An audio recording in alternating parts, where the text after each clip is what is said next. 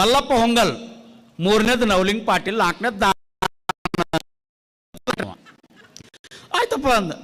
ನಾ ಬಂತು ಅಂದೆ. ನೆಕ್ಸ್ಟ್ ಹಿರೇಮಠ ಅವರು ವೇದಿಕೆ ಮೇಲೆ ಬರಬೇಕು ಅಂದ. ತಡ್ರಿ ಅಂದವ. ಅಲ್ಲಿ ಸೌಂಡ್ ಹೋಗಿದ್ದನ್ನು ಹಾಕ್ರಿ, ಹಾಡು ಹಾಕ್ರಿ. ಯಾವ ಹಾಡು?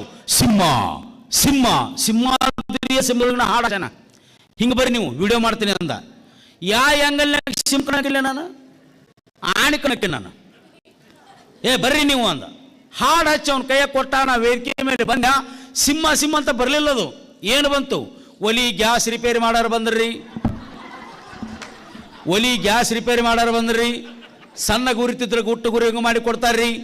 ಪೈಪ್ ಹೋದ್ರೆ ಹೊಸ ಪೈಪ್ ಹಾಕಿ ಕೊಡ್ತಾರೆ. ಒಲಿ ಗ್ಯಾಸ್ ಮುಂದೆ ಕುಂತು ಮುದಿಕೊಂದು ಎದ್ದು ನಿಂತು, ಯಪ್ಪ ಒಲಿ ಬಂದಾಗೈತೆ 3 ದಿವಸ ಆಗೈತೆ ಬಾ ಅಂತ ಕರಿಯಾಕೆ ಬಂದಾಳು.